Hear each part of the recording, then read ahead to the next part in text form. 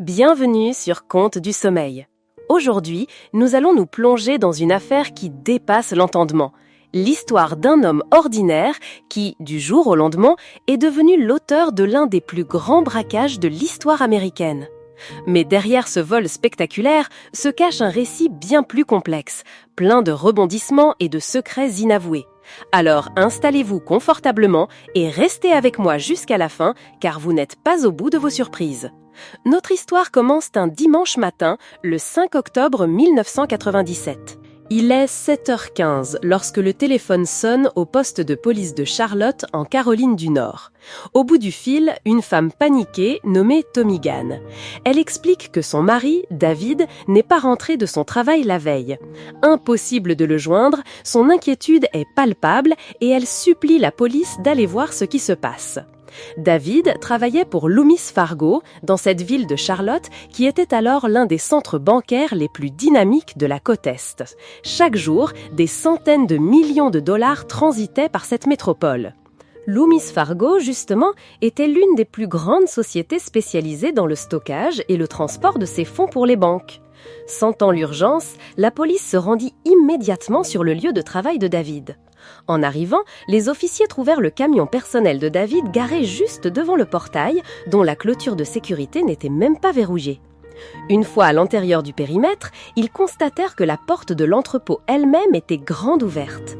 Un sentiment de malaise s'installa immédiatement. « Quelque chose cloche sérieusement ici », pensa l'un des policiers, en appelant immédiatement des renforts.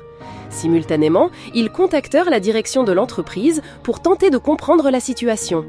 Quelques instants plus tard, le directeur arriva sur les lieux.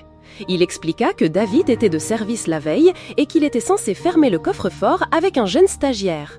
Ensemble, ils se précipitèrent vers la salle de sécurité pour visionner les enregistrements des caméras. Mais leur cœur se serra en découvrant que les 2 cassettes vidéo principales avaient disparu. Fouillant frénétiquement dans un autre tiroir, le directeur poussa un soupir de soulagement. Par miracle, une cassette se trouvait encore dans le lecteur. Ils la lancèrent sans plus attendre. Ce qu'ils découvrirent sur cette bande dépassait l'entendement. Les images montraient David Gant, le responsable du coffre, en train de vider méthodiquement la chambre forte. L'argent volé appartenant à des banques fédérales, l'affaire prit immédiatement une ampleur nationale. Le FBI fut dépêché sur les lieux. Le mystère s'épaississait, car toutes les clés de l'entrepôt avaient également disparu, empêchant même les employés d'accéder au coffre. On dut faire appel à un soudeur pour forcer la porte blindée, une opération qui, vu la robustesse de l'installation, allait prendre des heures. Pendant cette attente insoutenable, les enquêteurs se sentaient démunis. Ils ne savaient presque rien. Tout ce qu'ils avaient, c'était un nom, David Gant, le responsable du coffre, qui s'était volatilisé avec une somme d'argent colossale et un fourgon blindé de la société. Mais combien d'argent exactement ? Avait-il agi seul ou avec des complices ? Était-il le cerveau de l'opération ou une simple marionnette, une victime forcée d'obéir ? S'était-il enfui ou avait-il été kidnappé ? Se pouvait-il qu'il soit retenu prisonnier à l'intérieur même du coffre ? Trop de questions et aucune réponse. Mais David n'était pas dans le coffre. En réalité, il n'y avait plus rien du tout dans le coffre. Devant eux s'étendait un vide ahurissant. Près de 1300 kilos de billets de banque pour une valeur totale de plus de 17 millions de dollars s'étaient évaporés. Pour vous donner une idée, 17 millions de dollars en 1997 représenteraient aujourd'hui environ 32 millions d'euros, soit près de 30 millions d'euros. Une véritable fortune! La majeure partie de cette somme était constituée de billets de 20 dollars destinés à approvisionner les distributeurs automatiques de la ville. Cela signifiait qu'aucun billet n'était marqué et que les numéros de série ne se suivaient pas. En d'autres termes, cet argent était absolument intraçable. Le voleur pouvait le dépenser juste sous le nez de la police sans que personne ne puisse prouver son origine illégale. La police fouilla la chambre forte de fond en comble dans l'espoir de trouver un indice, mais en vain. Ils se tournèrent alors vers le camion personnel que David avait laissé sur place. À l'intérieur, dans la boîte à gants, ils firent une découverte troublante, son alliance. Un objet si personnel, si symbolique, qu'une personne mariée porte presque en permanence. David ne faisait pas exception. Alors pourquoi l'avoir laissé là? Était-ce un message? Le signe qu'il coupait tous les ponts avec son ancienne vie pour en commencer une nouvelle? Les enquêteurs commencèrent à interroger l'entourage de David et la première personne sur leur liste fut évidemment sa femme, Tommy Gann. Elle leur assura n'avoir remarqué aucun comportement étrange chez son mari avant sa disparition. Elle admit cependant que le couple était lourdement endetté à cause de leur carte de crédit, les forçant à vivre de manière très économe. Tommy Gann m'étonnait avec ferveur que son mari était un homme doux, presque craintif, et qu'il avait certainement été contraint de commettre cet acte terrible. L'histoire du vol de plus de 17 millions de dollars chez Loomis Fargo explosa et devint un véritable phénomène médiatique. Un avis de recherche national fut lancé et toutes les forces de l'ordre furent mobilisées pour poursuivre David et l'argent. Son visage s'affichait partout, des journaux télévisés aux panneaux d'affichage. Les agents fédéraux intensifièrent les contrôles dans les aéroports et les gares routières, tandis qu'un appel était lancé à la population pour signaler toute information, même la plus insignifiante. La police savait que la somme était si colossale qu'il aurait fallu un grand fourgon pour la transporter. Les enquêteurs ont donc épluché toutes les agences de location de véhicules, mais, hélas, sans le moindre indice. En réalité, ce n'était pas le premier coup de ce genre chez Loomis.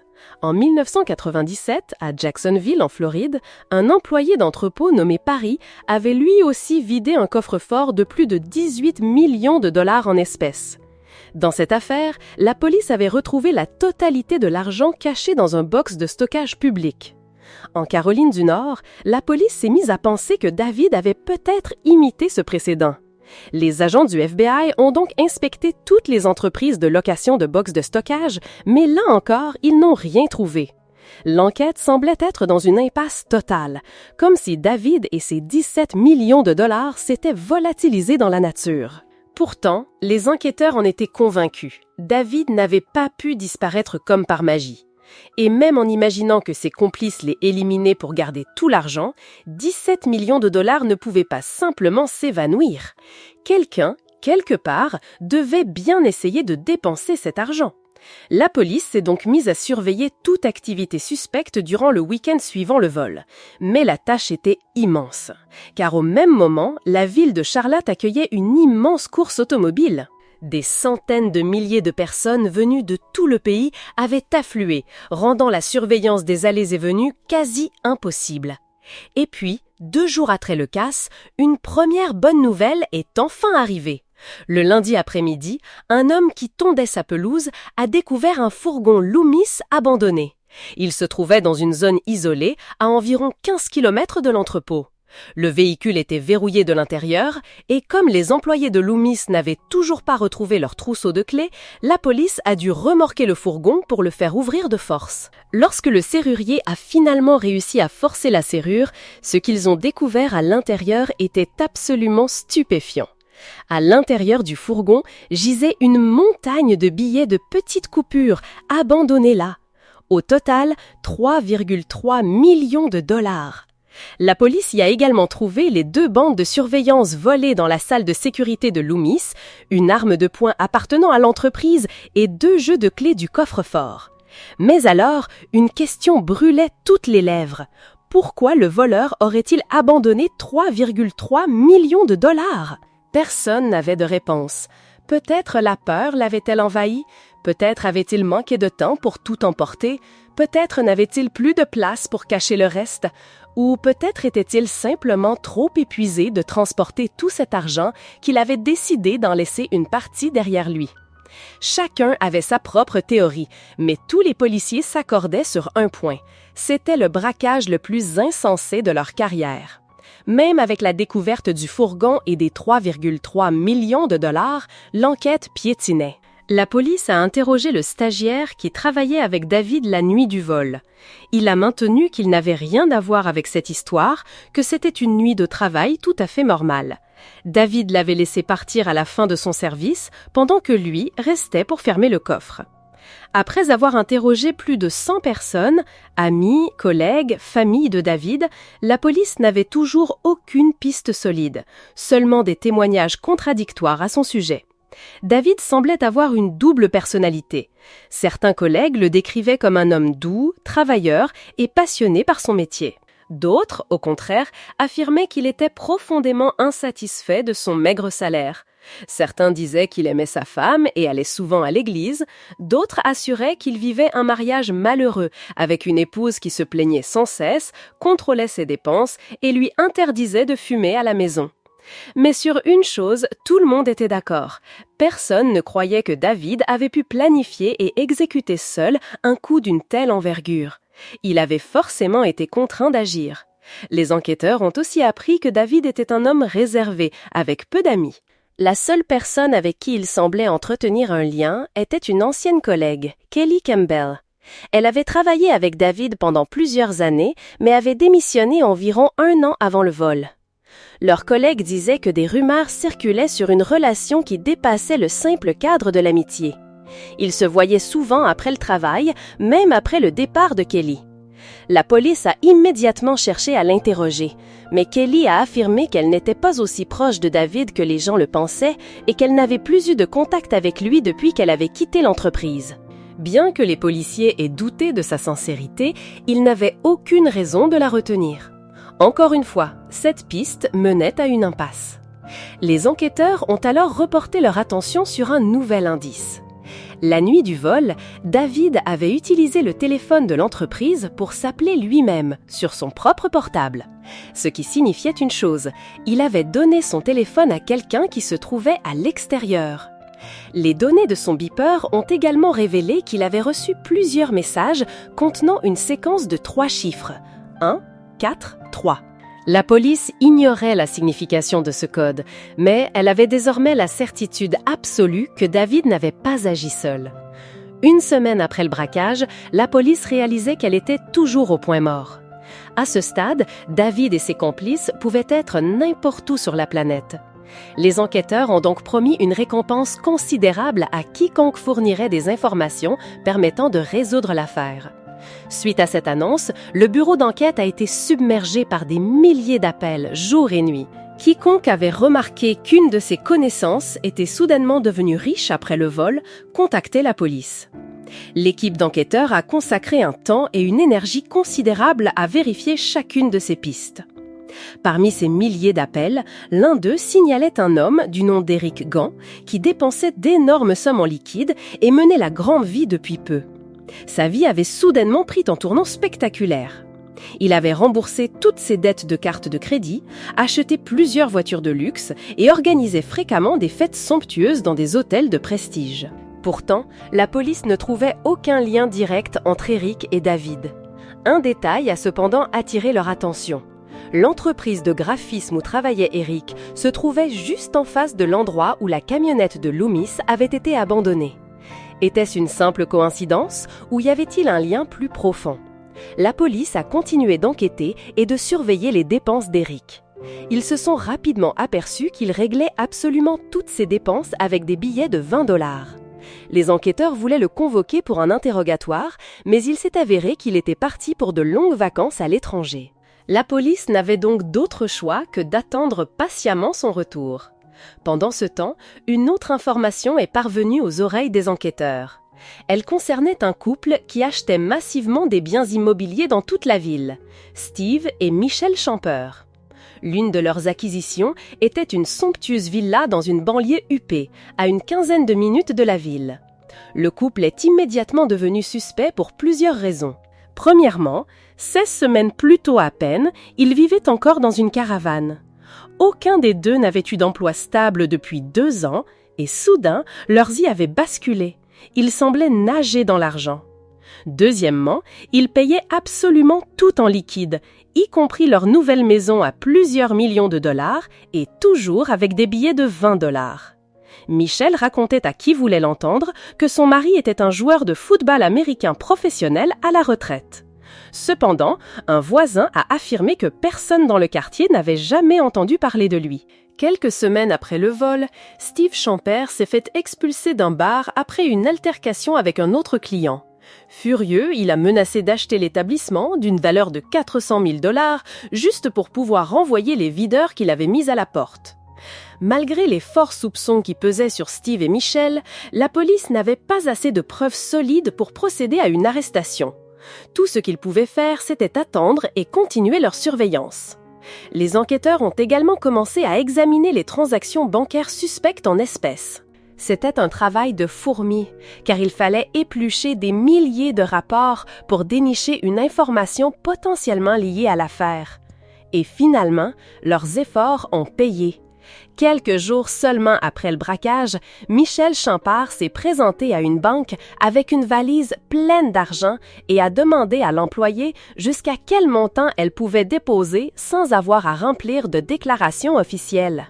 Steve, de son côté, a été vu dans une autre banque déposant une grande quantité d'argent liquide dans un coffre-fort. Que ce soit par pure naïveté ou par bêtise, ce comportement les a définitivement placés dans le viseur des autorités. Le FBI a alors commencé à surveiller discrètement la maison des Champard, mais la tâche n'était pas aisée. Il s'agissait d'un petit quartier résidentiel où tout le monde se connaissait. N'importe quelle voiture inconnue avec des hommes à l'intérieur était immédiatement repérée et jugée suspecte. Les agents du FBI ont dû trouver des explications plausibles lorsqu'ils recevaient d'innombrables appels de résidents signalant des véhicules suspects avec à leur bord des hommes étranges portant des lunettes de soleil. La police craignait que Steve et Michelle ne découvrent qu'ils étaient surveillés. Mais ils s'inquiétaient pour rien. Il semblait que tout le quartier était au courant de la surveillance du FBI, à l'exception du couple Champard lui-même. 2 mois après le braquage, la police n'avait toujours aucune nouvelle de David. Ni sa femme, ni ses parents n'avaient eu de contact avec lui. Pendant ce temps, Steve et Michelle continuaient de dépenser sans compter. Nouvelles voitures, nouvelles maisons, vêtements de marque, meubles de luxe. Ils ont même racheté un magasin de mobilier haut de gamme qu'ils ont baptisé Emma. Il n'était pas facile d'approcher Steve et Michelle pour leur soutirer des informations, car ils ne parlaient jamais à personne en dehors de leur cercle familial. Les enquêteurs ont dû se plonger dans de vieux annuaires de lycée pour enquêter sur leur passé. Finalement, ils ont trouvé ce qu'ils cherchaient. Grâce à ces annuaires, la police a découvert que Steve et Michelle avaient été dans la même classe que Kelly Campbell, la collègue de David. Les enquêteurs sont donc retournés voir Kelly, mais une fois de plus, elle a refusé de coopérer, continuant de nier toute relation avec David et refusant de se soumettre à un test au polygraphe. À ce stade, la police avait de nombreux suspects, mais aucune preuve tangible pour inculper qui que ce soit. Tout a basculé en janvier 1998. Alors que le FBI surveillait une banque, Michelle y est entrée avec une mallette remplie d'argent liquide. Ce n'était pas la première fois qu'elle déposait des espèces, mais cette fois-ci, un détail a tout changé. Les liasses de billets étaient enveloppées dans des bandes de papier de la société Loomis. Et plus important encore, la signature d'un employé figurait toujours sur ces bandes. C'était la première preuve solide reliant le couple Champard au braquage. Avec cet élément, la police aurait pu obtenir un mandat d'arrêt contre Steve. Cependant, les enquêteurs étaient convaincus que d'autres personnes étaient impliquées et ils ont décidé d'attendre encore un peu pour démanteler tout le réseau. La police obtint un mandat pour mettre sur écoute tous les téléphones du couple Champard ainsi que celui de Kelly. La surveillance s'est avérée être une mission particulièrement fastidieuse. Les agents ont dû écouter des heures de conversations futiles. Steve qui rêvait d'acheter une île entière pour y construire un hôtel, Michelle qui se plaignait d'avoir pris du poids et voulait des injections pour les lèvres, bref, des dialogues sans aucune valeur pour l'enquête. Après plusieurs semaines d'écoute infructueuse, les enquêteurs étaient sur le point d'abandonner, pensant que cette piste ne mènerait à rien.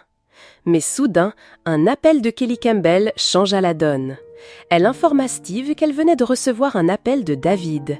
Il avait de nouveau besoin d'argent. Les agents étaient stupéfaits.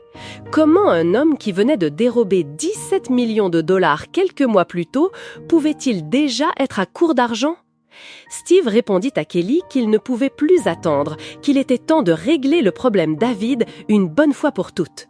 Il lui confia qu'il avait engagé un certain Mike et d'autres hommes de main pour s'occuper de lui. Mais un obstacle se dressait devant eux. Même si Kelly parlait à David au téléphone, elle ne savait pas où il se cachait. Steve lui donna alors une mission claire, découvrir où se trouvait David.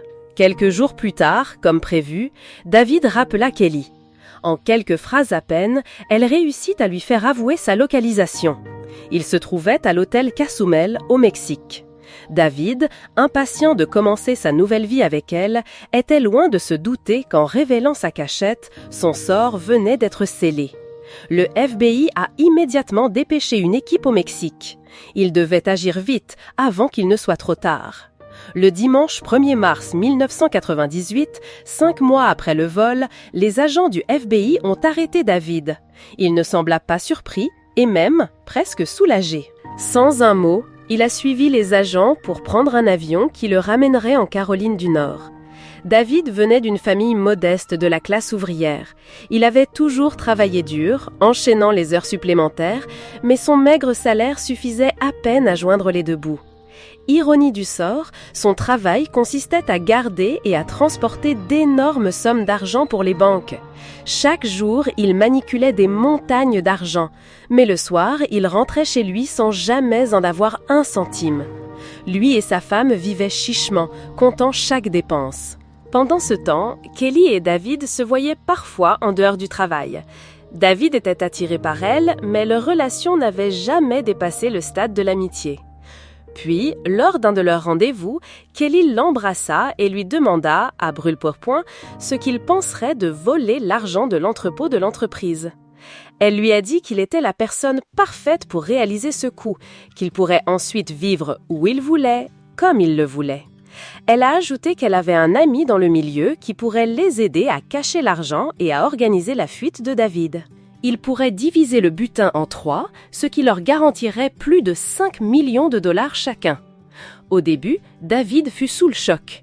Bien qu'il ait travaillé pour l'entreprise pendant des années, l'idée de voler de l'argent ne lui avait jamais traversé l'esprit, et encore moins de passer à l'acte.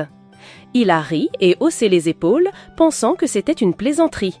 Pourtant, d'une manière ou d'une autre, les mots de Kelly continuaient de germer dans son esprit. Un jour de septembre, David réalisa qu'il lui faudrait 30 ans pour rembourser ses dettes de carte de crédit. Alors que sa femme lui reprochait d'avoir gaspillé de l'argent en achetant un billet de loterie, David prit une décision qui allait changer sa vie. Il appela Kelly. David a commencé à s'intéresser de près au fonctionnement de l'entreprise, se concentrant particulièrement sur ses points faibles. Bien que la société Loomis soit équipée des technologies de sécurité les plus modernes, elle souffrait d'un manque chronique de personnel. C'est ainsi que David se retrouvait seul à détenir les 2 trousseaux de clés permettant d'accéder à tous les entrepôts, les fourgons et les bureaux. Il a vite compris qu'il pouvait dérober l'argent du coffre-fort avec une facilité déconcertante. Mais le véritable défi était de savoir comment s'enfuir avec le butin. David s'est alors plongé dans l'étude des méthodes d'enquête du FBI. Il a découvert que la plupart des enquêtes se concentraient d'abord sur la zone immédiate du crime avant de s'étendre progressivement aux régions voisines. La police surveillait aussi systématiquement les aéroports, les gares ferroviaires et les gares routières. Le plan de David devait donc inclure une fuite immédiate, le plus loin possible. Cela signifiait qu'il avait besoin d'un faux passeport et d'un billet d'avion pour quitter le pays. Ce qui est assez incroyable, c'est que bien qu'il soit complice, David n'avait jamais rencontré Steve en personne. Il ne communiquait avec lui que par l'intermédiaire de Kelly. Steve avait monté une petite équipe pour l'aider à gérer l'argent après le vol. Cette équipe comprenait son cousin, Van Spoor, et l'un de ses amis, Eric Gant. Steve avait promis à chacun une part de 100 000 $ pour leur participation. Il s'était également chargé de fournir un faux passeport à David. Tout était en place. Le 4 octobre 1997, David a quitté son domicile pour se rendre au travail. Il a regardé sa femme avec la certitude poignante que c'était la dernière fois qu'il la verrait. Il a jeté un dernier regard à leur vieille caravane délabrée, puis il est parti sans se retourner. David a commencé sa journée de travail comme n'importe quel autre jour. Pendant ce temps, l'équipe attendait à l'extérieur avec le téléphone de David. Le plan était que David sorte l'argent après le retour du dernier fourgon de la journée. Vers 17h, David a utilisé un téléphone de l'entreprise pour appeler Steve, qui attendait dehors, l'informant qu'il ne pourrait pas sortir l'argent avant 18h30 ou 19h, une fois le dernier véhicule rentré. Dans l'entrepôt, il ne restait plus que David et un jeune stagiaire. David a dit au stagiaire qu'il pouvait rentrer chez lui et qu'il se chargerait de fermer. À cet instant, il ne restait plus que David et la montagne d'argent devant lui. Il a marqué une pause, un instant d'hésitation face à l'énormité de son acte. Pendant ce temps, toutes les quelques minutes, Kelly lui envoyait le code 1, 4, 3 qui signifiait simplement « Je t'aime », chaque chiffre représentant le nombre de lettres dans chaque mot de la phrase « I love you ». Ce n'était pas le code complexe que le FBI imaginerait plus tard. Il a fallu près d'1 heure à David pour charger tout l'argent dans un fourgon de l'entreprise. Ensuite, il a retiré les 2 cassettes des 2 caméras de sécurité visibles dans une armoire de la salle de garde. Ce que David ignorait, c'est qu'une 3e caméra de sécurité était dissimulée dans un autre placard. David a ensuite démarré en trombe pour rejoindre le lieu de rendez-vous où Steve et Kelly l'attendaient. Son cœur battait à tout rompre, une montée d'adrénaline pure. Jamais de sa vie il ne s'était senti aussi vivant. Cependant, en arrivant, David a constaté qu'il n'y avait pas seulement Kelly et l'ami dont elle avait parlé, mais aussi 2 autres personnes. Pris dans la panique du moment, il n'a pas posé de questions. Sa priorité était de fuir. Il réglerait les détails plus tard. Il a remis les clés du fourgon à l'un des inconnus, a attrapé une liasse d'environ 30 000 $ et est monté dans la voiture de Kelly pour s'enfuir. Mais à peine David était-il parti que l'équipe de voleurs a fait face à un problème majeur. La clé du fourgon se trouvait sur un trousseau qui en comptait plus de 200. Ils se sont mis à la chercher frénétiquement, mais la panique ne faisait qu'aggraver la situation. Eric a alors attrapé une grosse pierre et a frappé la vitre du fourgon, oubliant bêtement qu'il s'agissait d'un véhicule blindé, conçu pour résister aux pierres comme aux balles. Pendant ce temps, David et Kelly filaient à toute vitesse vers l'aéroport. Ils étaient euphoriques, des millions de dollars à portée de main, une vie de rêve qui les attendait. Pourtant, malgré toute sa planification méticuleuse, David avait oublié un détail crucial. Comment faire passer une telle somme d'argent liquide dans un avion ? Kelly a eu une idée de génie, acheter des collants et les bourrer de liasses de billets.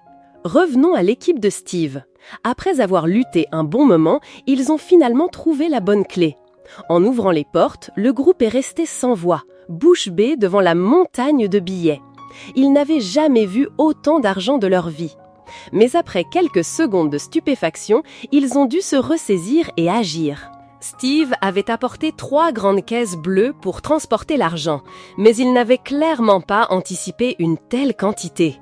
Les 3 caisses se sont révélées largement insuffisantes. Ils ont dû abandonner les liasses de petites coupures et trouver un endroit où abandonner le fourgon. Pendant ce temps, Kelly et David sont arrivés à l'aéroport de Columbia, mais un autre problème de taille les attendait. Il semblerait qu'ils étaient tellement absorbés par les détails du vol qu'ils avaient oublié le plus important, acheter les billets d'avion. Une fois sur place, ils se sont rendus compte qu'aucun vol n'était prévu pour le Mexique ce jour-là. Leur seule option était de prendre un bus pour le Mexique. Une fois arrivé au Mexique, David a commencé à goûter à la vie de luxe. Il dînait dans les restaurants les plus chics, séjournait dans les hôtels les plus somptueux. La sensation d'avoir des millions de dollars entre les mains, il n'y a rien de plus grisant, se disait-il. Pourtant, David avait oublié un détail crucial. Il n'avait pas des millions. Les 30 000 $ en liquide qu'il avait emportés fondaient comme neige au soleil. Et quelques mois plus tard, il a dû appeler ses complices pour les supplier de lui envoyer de l'argent. David voulait 50 000 $, mais Steve a seulement chargé un de ses hommes, un certain Mike, de lui apporter 8 000 $. C'est à ce moment précis que David a compris qu'il s'était fait piéger. Il était non seulement un fugitif recherché, mais pire encore, il risquait de ne pas toucher un seul centime de ce butin colossal. David vivait dans une angoisse permanente, rongé par la paranoïa et l'amertume. Un jour, un homme frappa à la porte de sa chambre pour l'avertir que plusieurs personnes attendaient simplement l'ordre pour s'occuper de lui. L'informateur voulait juste un petit pourboire pour cette précieuse nouvelle. La peur de David monta d'un cran. Il changea immédiatement d'hôtel et utilisa un faux nom pour s'enregistrer. Mais David commit une erreur fatale. Il révéla le nom de son nouvel hôtel à Kelly. Du début à la fin, David avait aveuglément fait confiance à Kelly, persuadé que leur relation était de l'amour véritable. Mais il était clair que Kelly ne l'avait jamais aimé et n'avait encore moins l'intention de déménager au Mexique pour vivre avec lui. Peu de temps après, le couple Champer, Kelly et les autres membres du gang furent tous appréhendés. La police a saisi plus d'1 million de dollars en espèces sur les différents membres du gang. Bien sûr, la plus grande partie de l'argent et des biens a été découverte dans la résidence luxueuse des Champer. Les enquêteurs trouvaient de l'argent liquide absolument partout, dans des boîtes à chaussures, sous des matelas, dans le garage. Ironie du sort, aucun des 6 principaux accusés n'avait assez d'argent pour s'offrir les services d'un avocat privé. Au total, plus de 10 millions de dollars ont été récupérés dans 24 coffres-forts discrets que Steve avait fait ouvrir par des proches et des amis. 21 accusés ont été reconnus coupables de fraude. Eric Gant a été condamné à 6 ans et demi pour avoir aidé à cacher l'argent. Van Spoor a écopé de 4 ans et 7 mois pour avoir dissimulé le camion.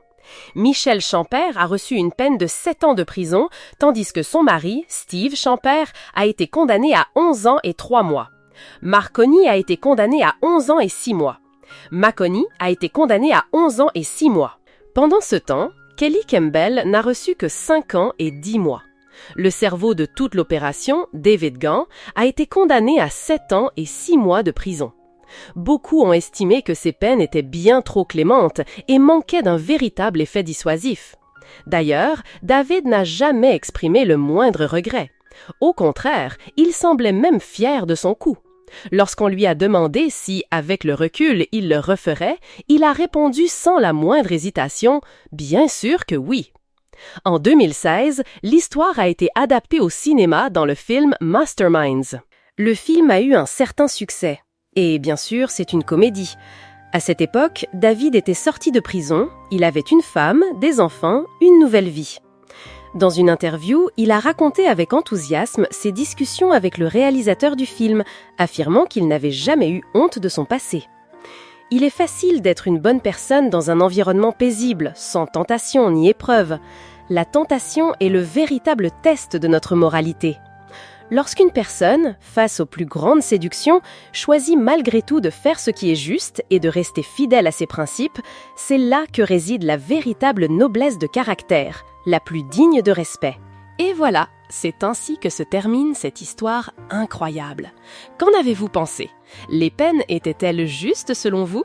Dites-moi tout dans les commentaires, j'ai hâte de lire vos avis. Si cette histoire vous a captivé, n'oubliez pas de laisser un pouce bleu, de vous abonner à la chaîne Contes du Sommeil et de partager la vidéo. Votre soutien est essentiel pour continuer à vous raconter ces récits fascinants. Merci d'avoir écouté et à très bientôt pour une nouvelle histoire.